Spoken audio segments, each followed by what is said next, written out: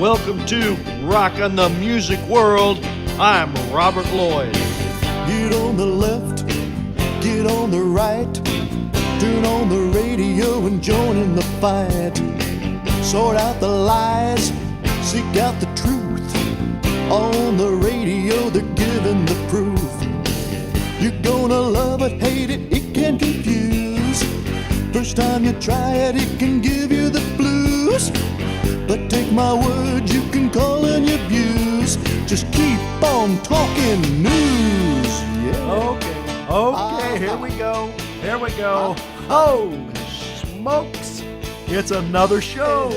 Oh, man alive. Welcome to Rockin' the Music World.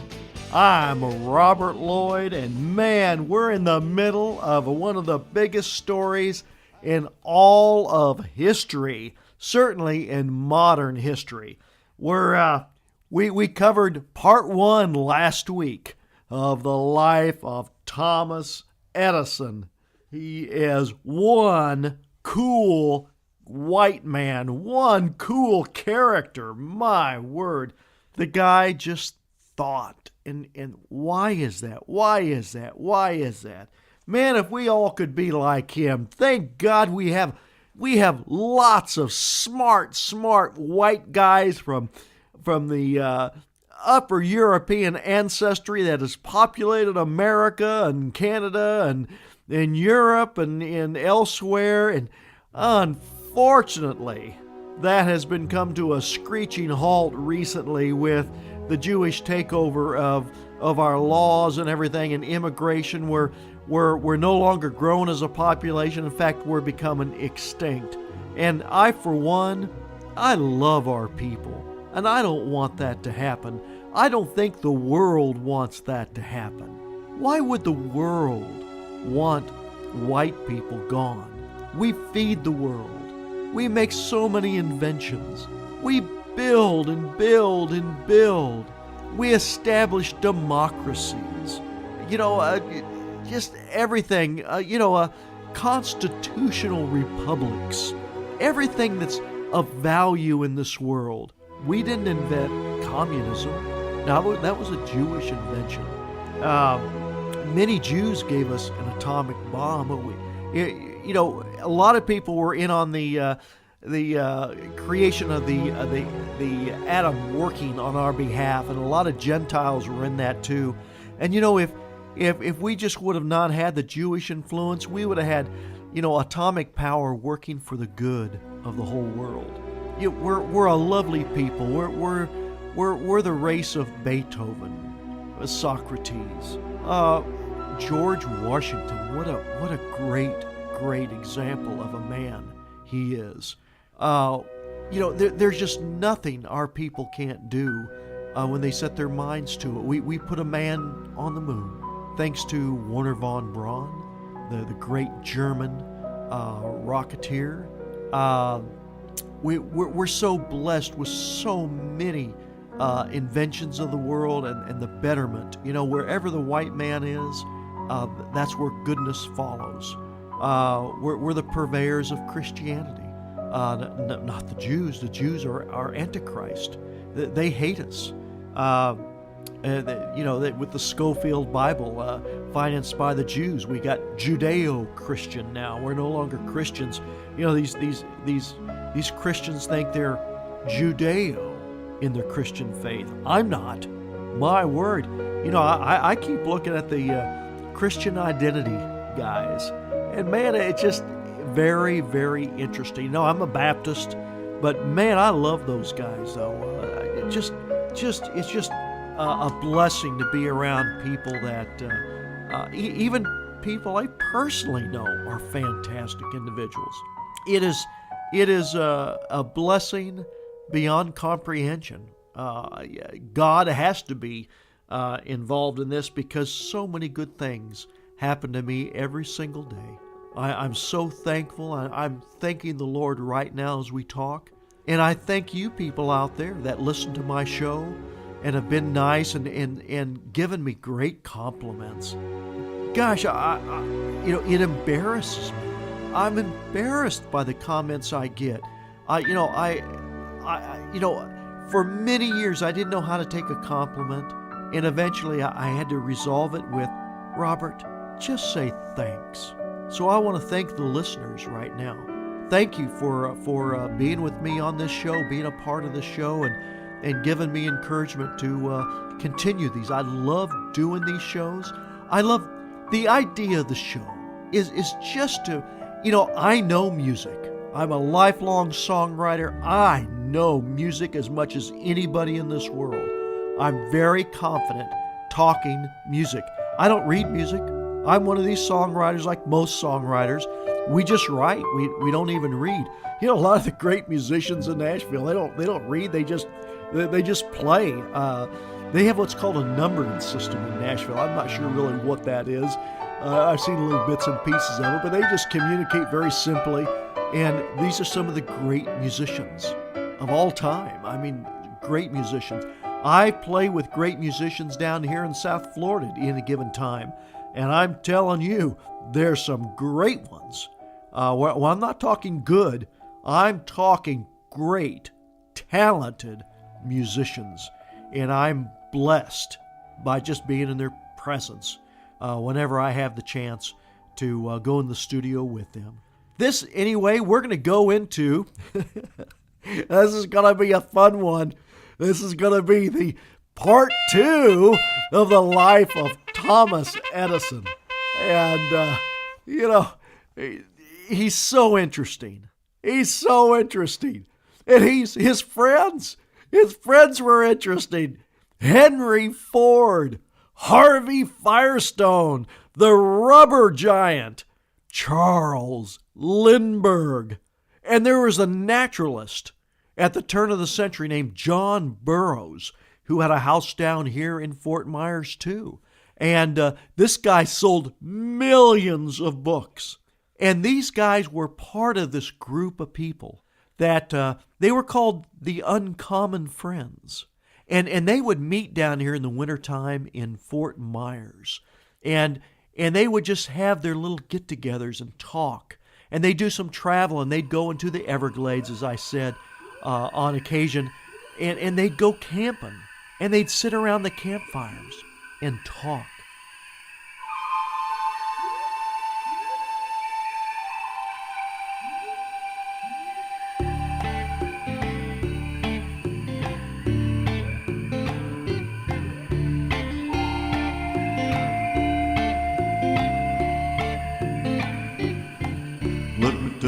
Tom of another world, where grass just floats on the flat-bottom boats. The Indians hide in the countryside. When you go to sleep, but never close your eyes.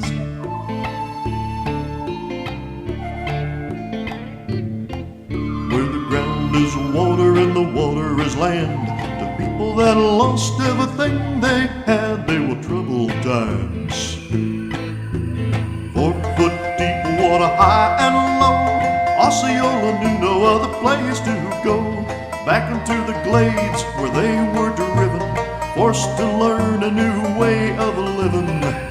It's a hard way.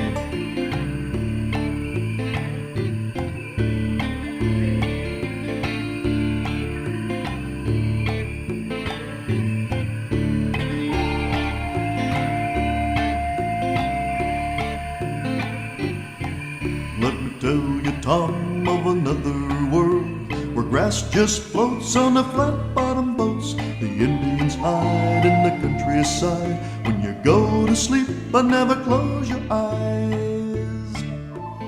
Without any reporters around them, without any Jewish influence, or with pen and paper and taking notes like, oh, these guys are bad, blah blah blah. No, they talked from their heart. And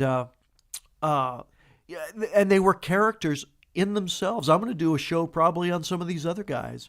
Although, Thomas is the one that gave us many ways. He gave us music because he allowed us with the phonograph to eventually start recording sounds. And that has created this huge ability for music to get everywhere in our lives. And instead of just having to go to Berlin or Munich or Vienna and watch an orchestra. We could be out on the farms in Iowa, on a dairy farm in Wisconsin, and we could be hearing music on radios and CD players and the iPads and iTunes and all these other things. I don't want to date us anywhere because all that stuff's going to be gone in a year or two, and we got something else, and it will date this show. So it's an amazing thing, what has gone on in this world. So I'm so happy you're here. Thank you for tuning in here. We're talking Thomas Edison Part 2. I'm going to conclude today with this show, and man, was it cool. Was this ever cool? Then we talk to you about his friends. Charles Lindbergh, Henry Ford, he loved square dancing.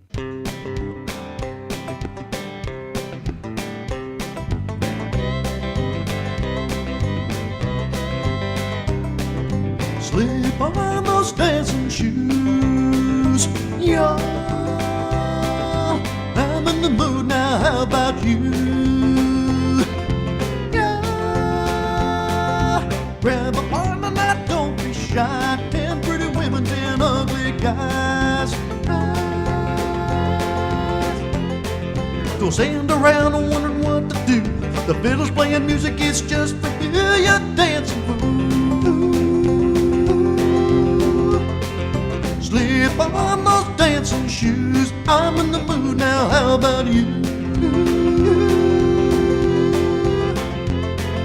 Slip on those dancing shoes.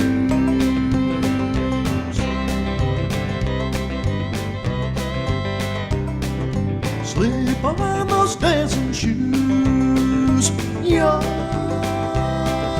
I'm in the mood now, how about you? Grab a arm and now, don't be shy. 10 pretty women, 10 ugly guys. Go stand around and wondering what to do. The fiddle's playing music, it's just for you. You're dancing fool. Slip on those dancing shoes. I'm in the mood now, how about you? Slip on those dancing shoes. Henry had his house right next to Thomas down here in Fort Myers. He would never been in Fort Myers if it wasn't for Thomas Edison. But wherever Thomas was, Henry just idolized Thomas Edison. He just loved the man. And Thomas Edison loved Henry Ford too, because Henry Ford was an inventor himself, and what he was doing on the assembly lines and with his cars and everything.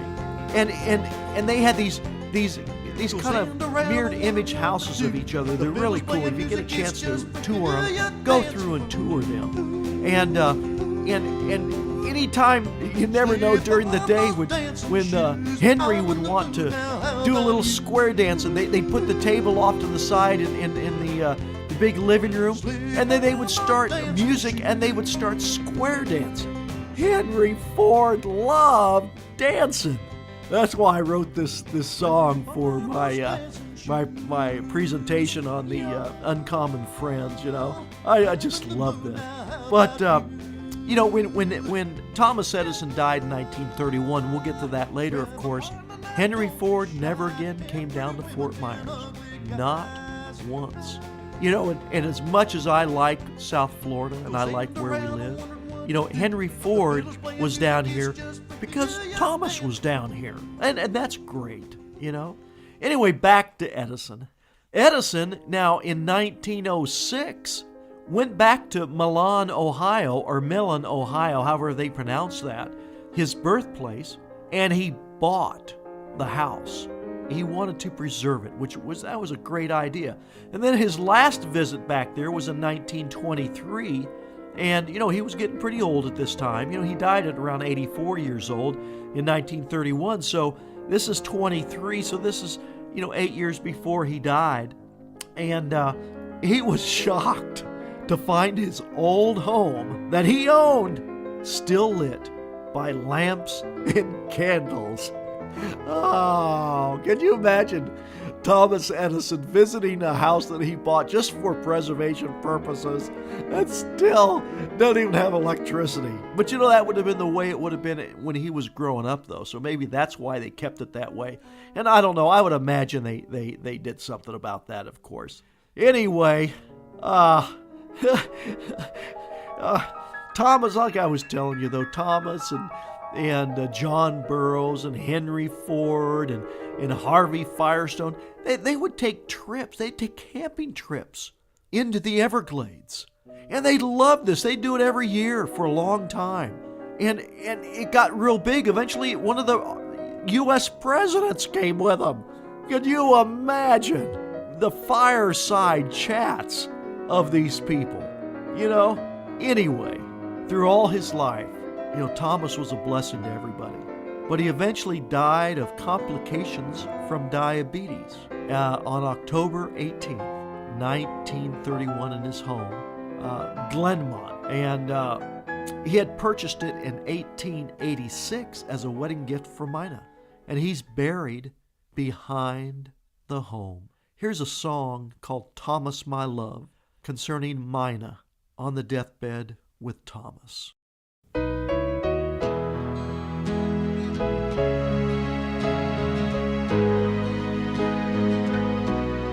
Thomas, my love, the children are grown and your work is complete. Thomas, my sweet, like a child in your dreams, I'll hold your hand like you are asleep. Thomas, my love, restfully sleep. Thomas, my love, the autumn has come, the leaves start to fall. Lie here and rest, so still in the dark. I'm here by your side, I promise and need. Thomas, my love, I love you, my dear.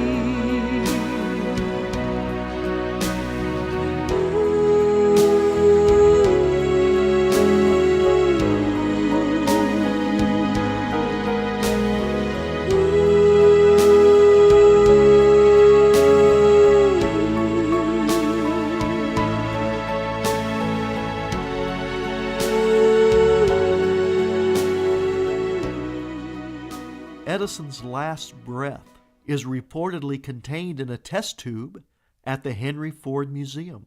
Ford reportedly convinced his son Charles Edison to seal a test tube of air in the inventor's room shortly after his death as a memento. A plastered death mask was also made. That's a bit much for me in a sense, especially since it's no longer the old days where we didn't have photographs and stuff. I mean, this was already a time where we had many, many photographs and video of Thomas and stuff. So I don't know if that's even that important. Mina Edison died 16 years later in 1947. As of 1947, what she did, she gave the estates to the city of Fort Myers, which actually, I believe, they should not have been able to accept by law, because the city of Fort Myers has historically mismanaged the estates. As far as I'm concerned, there's politicians and managers at the estates that need to be hung from one of the palm trees on the estates, because they have taken money that was earmarked for maintaining the estates, and they have misused the money. And they never even checked for termites and stuff. And the estates was run over with termites, and they've had to fight that now. But that was just mismanagement on the city council and the management of the estates both. I mean, they're just inexcusable. But that's government. Yeah, that is government. So typical. When I'm king of the world, things are going to change. Anyway, There was so many things about it, things that Edison talked about. Well, let's go back to an interview in the New York Times Magazine on October 2nd, 1910. Thomas stated, now this is going to be tough in a sense for some of us Christians here, because it's debatable whether he was a Christian or not. But I'll let you know on this, and I'm going to give you some information here you're gonna like. But anyway, he said, nature is what we know. We do not know the gods of religions, and nature is not kind or merciful or loving.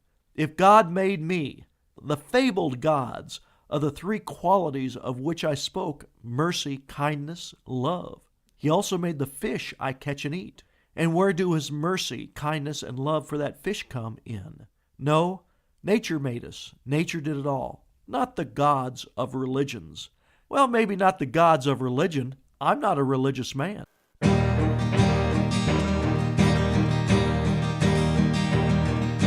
through with blind allegiance as I finally take a stand, and I honor my religion now that I'm a Christian man. No one will ever tell me how life's supposed to be, as the Lord gives my commandments and His truth will set me free. And I'll honor my religion, I don't care what hell might think. I'm not someone's doggone servant, from God's well of truth I drink. For I thirst for God and honor my religion.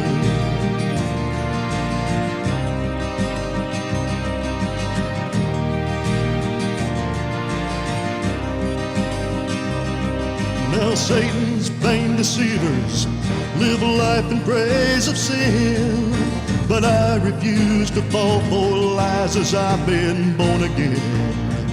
With the love of God inside me, His armor from within, as soldiers in His army, this battle we shall win. And I'll honor my religion, I don't care what hell might think.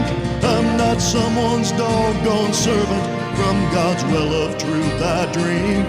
For I thirst for God and honor my religion. For I thirst for God and honor my religion. I believe that man will not merely endure, he will prevail. He is immortal, not because he alone among creatures has an inexhaustible voice, but because he has a soul, a spirit capable of compassion and sacrifice and endurance. I'm a Christian. I believe in the Lord Jesus Christ as my Savior. Maybe the Catholics are a religion. I don't know. I am a denomination I identify with as far as being a Baptist, but I don't agree with everything of the Baptists, but I agree with everything of Jesus Christ. I'm a Christian, and you religious nuts, have at it, but I'm out of here on that. I mean, I'm a Christian. So-called, Edison, an atheist for these remarks, and although he did not allow himself to be drawn into the controversy publicly, he clarified himself in a private letter. You have misunderstood the whole article because you jumped to the conclusion that it denies the existence of God. There is no such denial. What you call God, I call nature, the supreme intelligence that rules matter. All the article states is that it is doubtful, in my opinion, if our intelligence or soul, or whatever one may call it, lives hereafter as an entity or disperses back again from whence it came, scattered among the cells of which we are made. He also made comments, and I'm just paraphrasing this now, just as somebody that knows Edison fairly well. He comments that life was more than just an accident or a chance occurrence. He knew there was an intelligent outlook on what's going on and how this was made. It's just not a bunch of accidents. There is something there. Robert, I'm a Christian too. Good for you. Gramps, Ebenezer was a Christian. Good. We're all Christians. Now let's move on. Nonviolence also was a key to Edison's moral views. Well, I'm a nonviolent man, but I like to kill every liberal in the world. And when asked to serve as a naval consultant for World War I, he specified he would only work on defensive weapons and later noted, quote, "I am proud of the fact that I never invented weapons to kill," unquote. Edison's philosophy of nonviolence extended to animals as well, about which he stated, quote, "Nonviolence leads to the highest ethics, which is the goal of all evolution. Until we stop harming all other living beings, we are still savages," end quote. Now, I agree with that. Until we stop harming all other living beings, we are still savages. Remember, Robert, that includes mice. I would think that would mean everything but mice, so be careful, little guy. Robert! Anyway, the nonviolence is why laws were made in the Western cultures that developed with their forms of democracy, the constitutional republics, where we created laws based on God's will.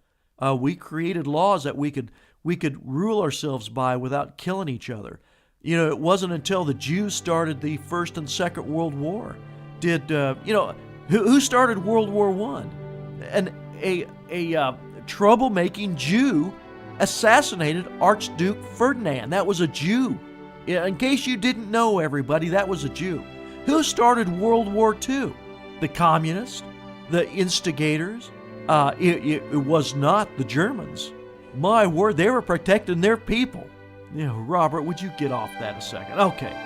Anyway, we're a wonderful, wonderful group of people, us white people. And I love our people. We're not perfect. We have our white trash and whatever. We have our idiots. But man alive, we have the beauty. Just look at our girls. Wow. Oh, how about this now? Thomas Edison was an advocate for monetary reform in the United States. Well, after the Federal Reserve came along, he was ardently opposed to the gold standard, which I am too, by the way, and debt-based money. Look what National Socialist Germany did without an ounce of gold in their treasury when Adolf Hitler became president in 1933. Look what they did. Look what they did with no gold. Anyway, famously, Thomas was quoted in the New York Times stating, quote, "You'll love this, gold is a relic of Julius Caesar, and interest is an invention of Satan," end quote. Now, this is just my opinion, but I'm going to stick to it. Satan is the Jew, as the Jew is consumed by banking and interest. They're all over that ideal, folks.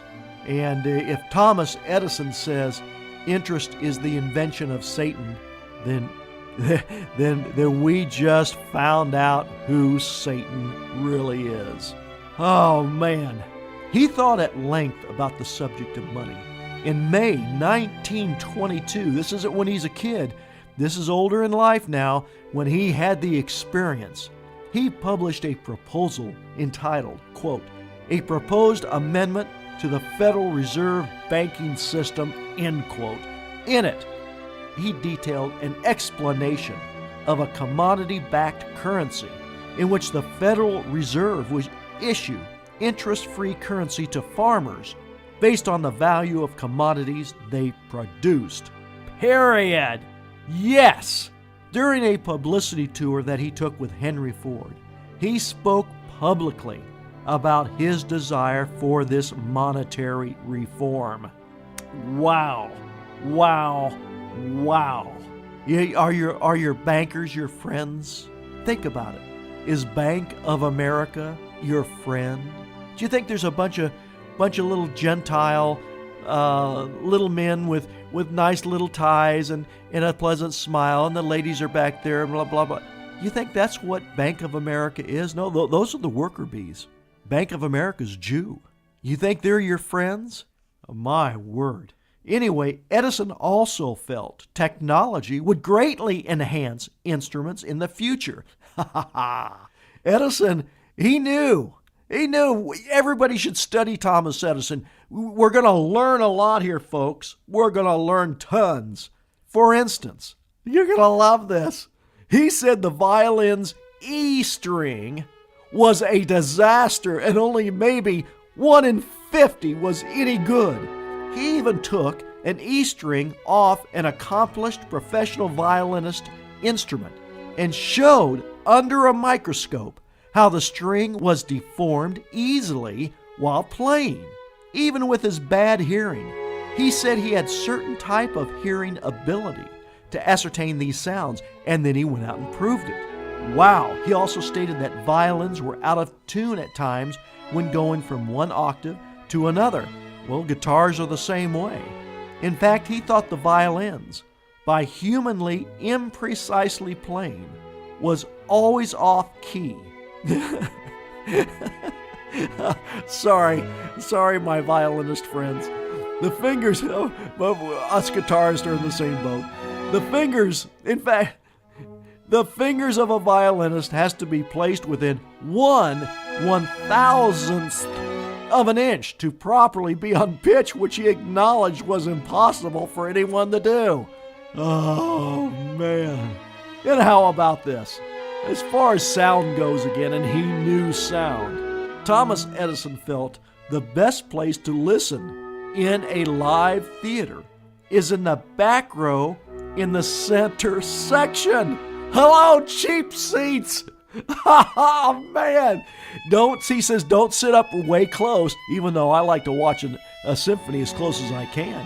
He says, as far as the sound goes, center section, back row. Kind of like where if you go to concerts, big concerts, you'll find the sound guys in the sound equipment, that's doing the mix for everybody. They're sitting in the center, depending on how big of the place. Let's say it's a 4,000, 5,000 seat auditorium. They're at about halfway back. They're not all the way back if it's a huge stadium. Of course, they can't be, but Thomas knew. And then, how about his friendship with Mr. Harvey Firestone? Harvey Firestone would travel the world. He loved traveling and see what was going on. He was a intellectual man. I mean, a man in his position, he's going to be. Even the great Henry Ford that couldn't tell you some of the basic things about history and stuff, the guy was observant. They're intellectually sound guys. Yeah, he spent time inventing things for the automobile and crafting, mechanisms. But these men are smart. He would travel. And for instance, he was in India and he saw the great banyan tree. Have you ever seen one of those?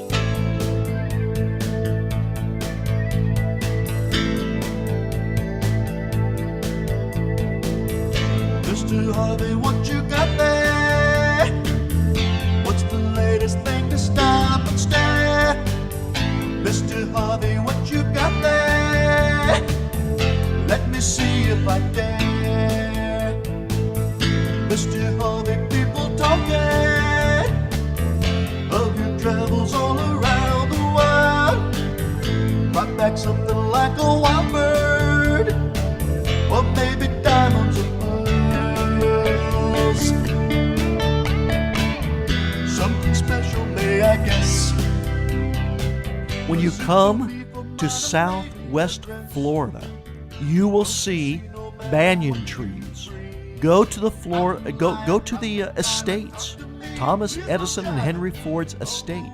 The first banyan trees in North America were brought there by Harvey Firestone as a gift to Thomas Edison. These are beautiful, magnificent, huge trees. They go along for blocks and blocks. They expand and expand. There's one, I think, in Hawaii that's so big it's beyond belief. It's from one single tree that just kept expanding. Thomas Edison did have some very special friends, and they were called uncommon friends. And there's been so much written about these men. You know, Lindbergh gave this is an example of somebody that Thomas Edison took in as a very close confidant and friend. From coast to coast we all can boast and sing a toast to one who's made a name for being game. He was born with wings as bright as any bird that flies. A lucky star guides him afar. Lucky Lindy up in the sky, fair or windy, be flying high. Fearless, fearless, knows every cloud. The kind of a sun makes a mother feel proud. Lucky Lindy rides all alone in a little plane of his own. Lucky Lindy shows them the way, and he's a hero of the day. Charles Lindbergh in the 1930s and early 40s, one of his controversial speeches was in Des Moines, Iowa. And a lot of you might have heard this speech. Very controversial. Lindbergh said he, of the problems that we had, and he identified American Jews as one of 3 pro-war groups, along with the American government and the government of Great Britain, which are all Jewish-controlled. He had said, "The Jews' greatest danger lies in large ownership and influence of motion pictures, our press, our radio, and our government.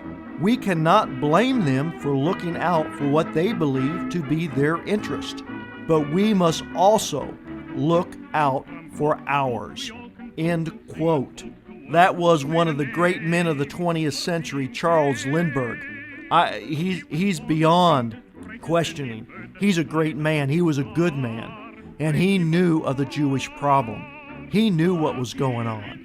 You know, also of interest concerning Charles Lindbergh, he made several trips to Germany in the 1930s. He never met Hitler, but he did meet Hermann Goering and others involved in German aviation. He also received a medal from the German government, which he refused to return when asked to do so by Jewish groups. Good for Charles. Lindbergh and his wife wrote books which cast the National Socialist German government in a favorable light. God bless Charles Lindbergh. Of course, he's German-American like me. God bless the man.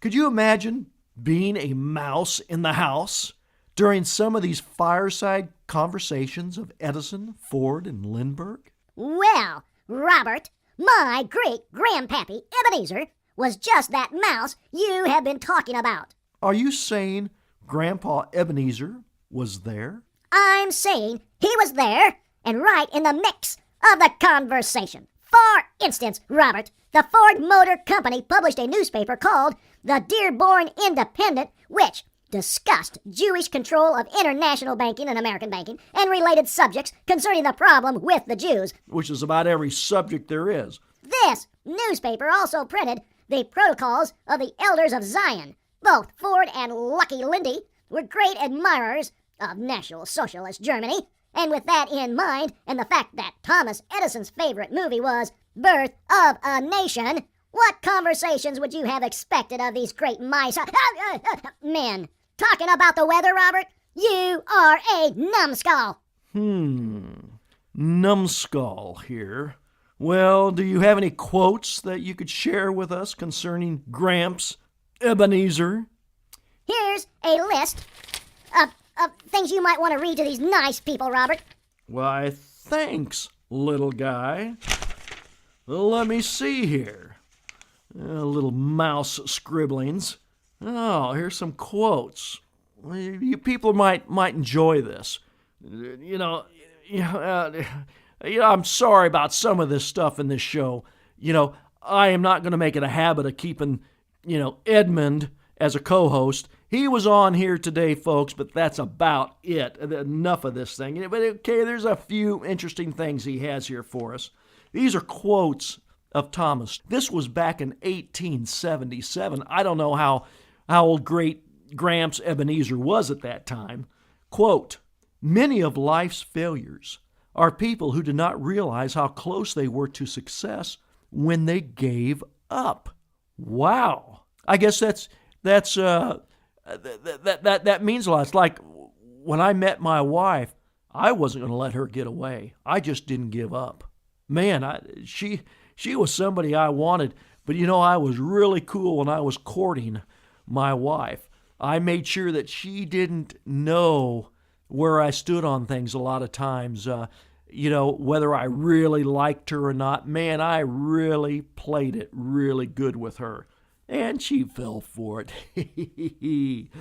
Okay, here's another one. This is interesting. This is Thomas Edison talking. Quote, "During all those years of experimentation and research, I never once made a discovery. All my work was deductive, and the results I achieved were those of invention, pure and simple. I would construct a theory and work on its lines until I found it was untenable. Then it would be discarded at once." Now you know why Tesla hated the guy. Oh, I would construct a theory and work on it untenable. Then I would discard it at once, work on another theory till that evolved. Then this was only possible way for me to work out the problem. I speak without exaggeration when I say that I have constructed 3,000 different theories in connection with the electric light, each one of them reasonable and apparently likely to be true. Yet in only 2 cases did my experiments prove the truth of my theory. Well, Tesla, oh man, he also said this. My chief difficulty was in constructing the carbon filament. Every quarter of the globe was ransacked by my agents, otherwise his men went everywhere, and all sorts of the queerest materials used, until finally the shred of bamboo now utilized by us was settled upon. That was in 1890. Wow. Now in 1903, for you people, you doctors out there, you people of medicine, you nurses, wait till you hear this. You people are into health food and fitness and stuff. By the way, he wasn't into physical fitness.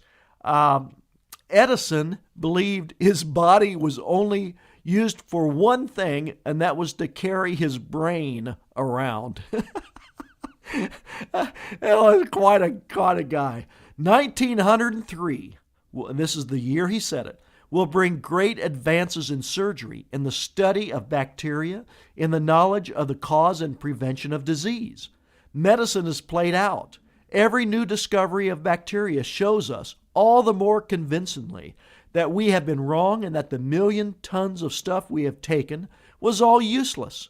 The doctor of the future will give no medicine. Ha! The doctor of the future will give no medicine, but will instruct his patient in the care of the human frame, in diet, and in the cause and prevention of disease.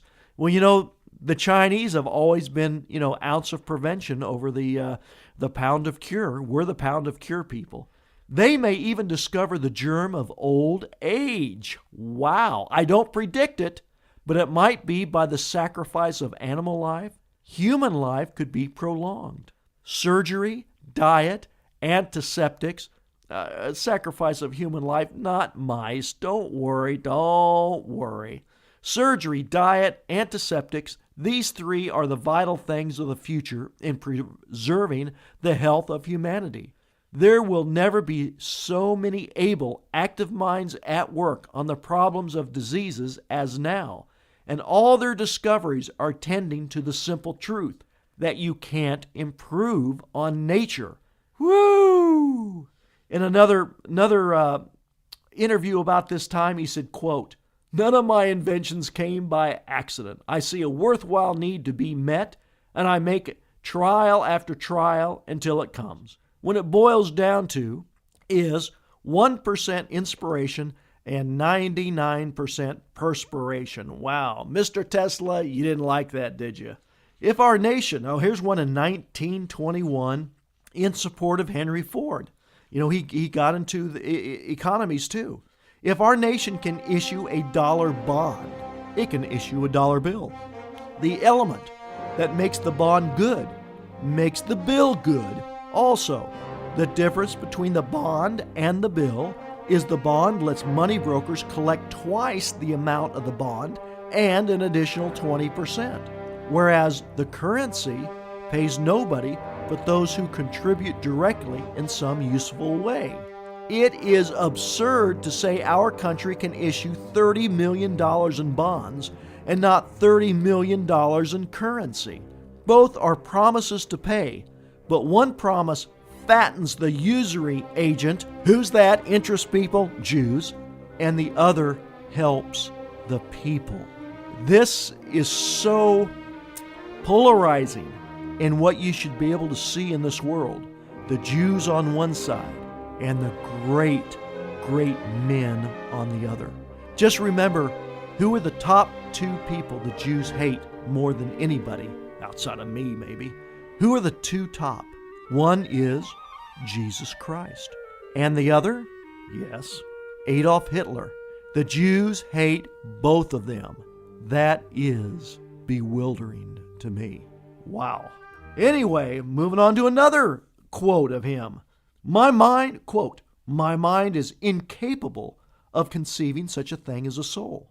I may be in error, and man may have a soul, but I simply do not believe it. What a soul may be is beyond my understanding. Okay, he just didn't understand it, so that's what he was saying. However, he also said this, quote, there is a great directing head of people and things, a supreme being, here you go, who looks after the destinies of the world. I am convinced that the body is made up of entities that are intelligent and are directed by this higher power. When one cuts his finger, I believe it is the intelligence of these entities which heals the wound. When one is sick, it is the intelligence of these entities which brings convalescence. Whew! Wow! Mr. Edison. Let me add something here.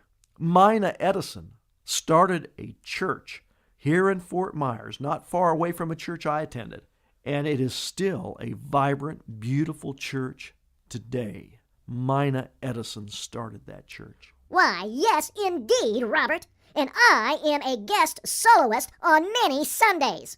Oh, for crying my nettlies. Let's continue. Well, I just don't know what to think. He was also a believer in, he said that sun, wind, and tide is an inexhaustible source of energy. He said, I'd put my money on the sun and solar energy. What a power source! I hope we don't have to wait until oil and coal run out before we tackle that. That was in a conversation with Henry Ford and Harvey Firestone. Whew! How about this one? Quote, I believe in the existence of a supreme intelligence pervading the universe. So do I. Quote, we don't know a millionth of 1% about anything, end quote. That's true, but man, isn't that neat? Well, everything's out there yet to be invented. It's great. Quote, restlessness is discontent, and discontent is the first necessity of progress. Show me a thoroughly satisfied man, and I will show you a failure, end quote. Man, I have to agree, I could say a quote on this from a guy I knew years ago. He told me one time, I was a young man, and he was probably 55 at the time. He says, his name was Milt. I said, he told me, he says, Robert, I'm not happy but I'm satisfied. And I was stunned by that. Think about that, folks. He was satisfied with being unhappy. Not me. I'm the happiest man in the world. I'll never be satisfied. Never. Not until the day we die should we be satisfied. Whatever we can do, okay, sit back a second and look, man, I'm really glad we did this. Okay, now let's see what we can do again. Do even better. Oh, here's a quote. Opportunity knocks, is missed by most people because it is dressed in overalls and looks like work, end quote. Ooh, Tesla, read that one. Quote, I find out what the world needs, then I go ahead and invent it, end quote. And this is for all the bureaucrats of the world. Quote, there are no rules here. We're trying to accomplish something, end quote. Every bureaucrat in America should have this stamped on his forehead, backwards, so they could have a mirror and look into it all day long and learn something. Quote, I never did a day's work in my life. It was all fun, end quote. Wow. Quote, I owe my success to the fact that I never had a clock in my workroom. 75 of us worked 20 hours each day and slept only 4 hours and thrived on it, end quote. Thomas, don't fall asleep. No, my.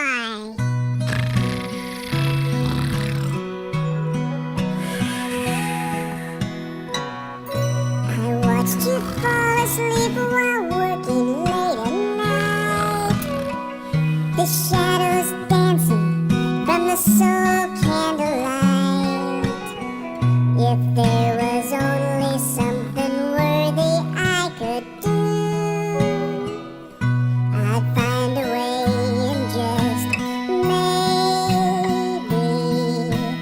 someday I'd find a way, some way to.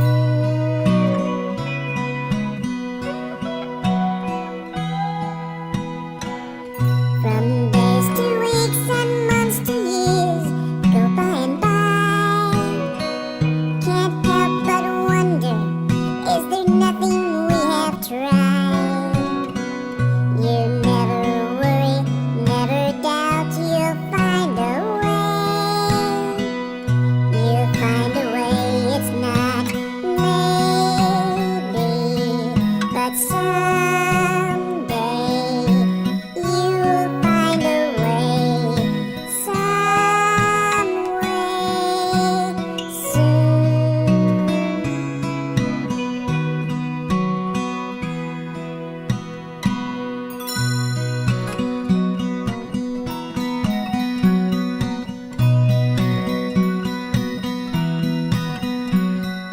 Wake up, Thomas, hurry, Thomas, look what I have done, for this is fun. The night is day, and black is white, and darkness bright. Now I'm the one, you better hurry. Sun is stirring, yes I worry. Don't you run, wake up, Thomas, hurry, Thomas.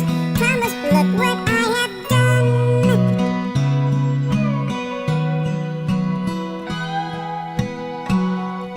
Sometimes I doubt if you will ever wonder why. I want to help you, just be one of the guys. Although I'm not the biggest, strongest in the lab,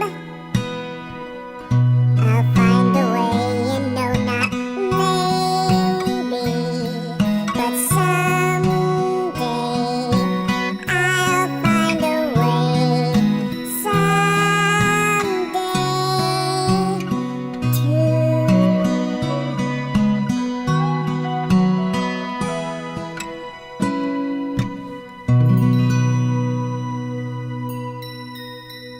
Quote, I have not failed. I've just found 10,000 ways that won't work. End quote. That's right. Well, in all the failures I've had in my life, I wrote that song, I'm a good example of a bad example.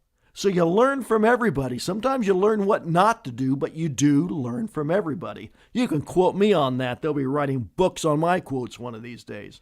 Now, his critic, Tesla, said of his former boss, as quoted in the New York Times, October 19, 1931, the day after Edison died. Quote, if Edison had a needle to find in a haystack, he would proceed at once with the diligence of the bee to examine straw after straw until he found the object of his search. I was a sorry witness of such doings, knowing that a little theory and calculation would have saved him 90% of his labor, end quote. Woo! How's that for pathetic bitterness from a lesser man? Oh, man, I don't know what to think. But anyway. Mary had a little lamb, its fleece was white as snow, and everywhere that Mary went, the lamb was sure to go.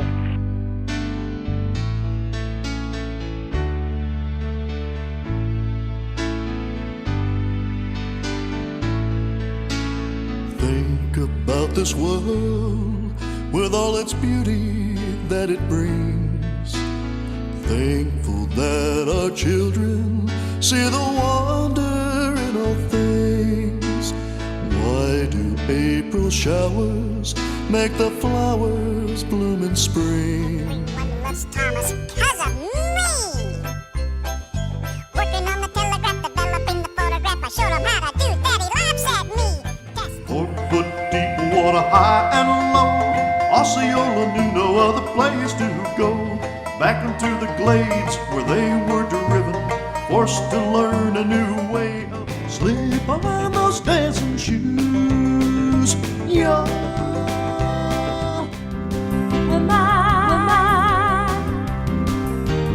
Who can do most anything? What am I? Okay, Thomas, on a train. Here we go. All right. I got me a job now, I'm working on a big old train. And here comes that Thomas, exploding and firing us. Mr. Harvey, what you got there? What's the latest thing to stop and stare? All come gather round by the banyan tree. Henry, Harvey, John, and me. All come gather round by the banyan tree. Let me show you what I've done. Well, that's our show for today, folks. And this is one of the greats. This is one of the greats, and I hope you enjoyed the life of Thomas Edison. I enjoyed reviewing his life and refreshing my memory on so many of these things that I just admire this man. And I would like to think of thank you, Edmund Eddie Edison, for being my co-host today. Where's my money? You promised me money, and I'm going to collect. Pay me now, or you will pay me later, big time. God I'll see bless you in everyone, court. and You're see you not next cheating week me on another out what I Rockin' the have. Music Otherwise, World. I feel I'm things Robert right. Lloyd. Every penny. Now come on, give me what you promised me. I want the big bucks. This is going to Hollywood, and I want my cut. Come on, Every morning, Nick in the morning with you.